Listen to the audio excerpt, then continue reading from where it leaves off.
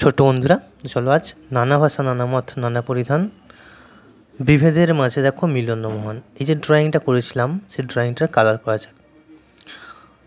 So আকাশটা যেটা ছিল যেটা ভারত মাতা, তার কালারটা রেখে মেঘটা করে দেখো। দূরের গাছগুলোর ক্ষেত্রে প্রথমে ইয়েলো দেবে, তারপরে যেহেতু আমাদের ছবিটা বাঁ দিক থেকে লাইট ফেলবো, সেই জন্য বাঁ দিকটা লাইট, ডান দিকটা আস্তে আস্তে লাইট গ্রিন, তার নিচে আবার ডার্ক গ্রিন, তার নিচে আবার নীল দিয়ে কোনো কোনো জায়গায় লাইট শ্যাডোগুলো ধরে নেব, কোথায় আলো পড়েছে কোথায় ছায়া পড়েছে। সেই জন্য যেহেতু উপর দিক থেকে আলো পড়ে, সেই জন্য ওপরটা ডিপ হয়, নিচটা হালকা হয়। দেখো এদিকটা গাছটাও তাই, এদিক থেকে লাইট পড়েছে, সেজন্য প্রথম লাইট, তারপর আরেকটু ডার্ক, এভাবে যাচ্ছি। রাস্তার ধারে যে মাঠটা আছে বা ঘাস আছে সেখানটায় ও একই রকম, উপর দিকটা লাইট পড়েছে ইয়েলো, তার নিচটাতে লাইট গ্রিন এবং তার নিচটাতে আবার ডার্ক গ্রিন দেবো, দিয়ে এখানে লাইট যেটা আসছে আলো ছায়াটা ধরছি। রাস্তাটার ক্ষেত্রে লাইট ব্রাউন যে কালারটা আছে সেটা দিয়ে, যেহেতু বাম দিক থেকে লাইট পড়েছে সেহেতু ডান দিকে সমস্ত ছায়াগুলো পড়বে। ওকে, জাতীয় পতাকাটা তোমরা ভালোভাবেই জানো, এটা আর বলার কিছু নেই। ওপরটায় গেরুয়া অর্থাৎ অরেঞ্জ কালারটা, নিচটাতে গ্রিন কালারটা। ভারত মাতার যে মুকুটটা আছে এটা সোনালি কালার দিয়ে, এর উপর ডিটেলস তোমরা সূক্ষ্ম সূক্ষ্ম কিছু কারুকার্য করতেই পারো, আমি জাস্ট তোমাদেরকে বোঝানোর জন্য একটু করে। গায়ের রঙের ক্ষেত্রে পিচ কালারটা যেখানে লাইট থাকবে সেই জায়গাটা একটু হালকা করবে, বাকিটাগুলো একটু ডিপ করে আলো ছায়াটা ধরার চেষ্টা করো। শাড়িটা সাদা রাখবো এবং তার মাঝে যে পাড়গুলো আছে সেটা জাতীয় পতাকার কালার দেবো, উপরটা গেরুয়া, মাঝখানে সাদা, নিচটা সবুজ।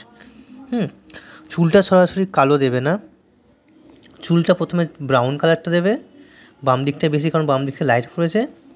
আর যে জায়গাগুলো ডার্ক পড়বে সেই জায়গাগুলো একদম ব্রাউনের উপর কালো দিয়ে পুরোটা করে দিচ্ছি।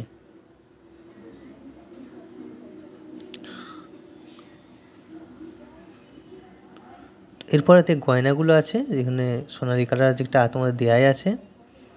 মানুষের গায়ের রঙের ক্ষেত্রে পিচ কালারটা দিচ্ছি, সেখানে যেখানে গয়না আছে সেই যে জায়গাগুলো লাইট পড়ে সেগুলো হালকা করে, বাকি যেগুলো অন্ধকার বা ডার্ক থাকে সেইগুলো ডিপ করে। এরপর আবার লাইট শেডো ধরবো অরেঞ্জ কালার দিয়ে।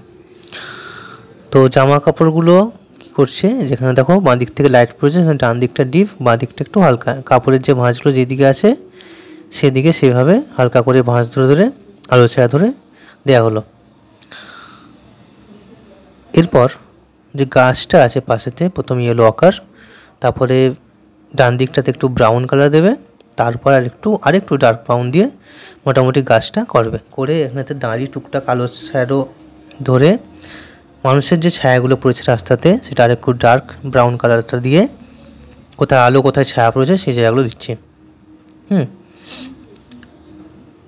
এরপরেতে যে ছাত্রটার জন্য ড্রয়িং হচ্ছিল সেখানেতে একটা ছাত্র দেখছিল, হঠাৎ করে সে বলল, স্যার গেরুয়া সাদা, আপনি এই দিকের মানুষটা কেন সবুজ দেননি? তখন মাথায় পড়লো, হ্যাঁ রে সত্যি তো, গেরুয়া সাদা সবুজ দিলে তো আরেকটু ভালো লাগবে। তো অনেক সময় না বিভিন্ন মানুষের মাথাতে এই যে ছবি আঁকতে আঁকতে মাথাতে বিভিন্ন রকম প্ল্যানিং আসে, বিভিন্ন রকম ভাবনা আসে। সেই ভাবনার ভিত্তিতে পরবর্তী ক্ষেত্রে এই যে ইসলাম ধর্মের মানুষটা এই কালারটা সবুজ দেওয়া, ফলে আমাদের ভারতের যে জাতীয় পতাকা গেরুয়া সাদা সবুজ, অর্থাৎ নানা ভাষা, নানা মত, নানা পরিধান, বিভেদের মাঝে দেখো ভারত মাতার তলায় এসে সবাই মিলিত হয়ে গেছি আমরা।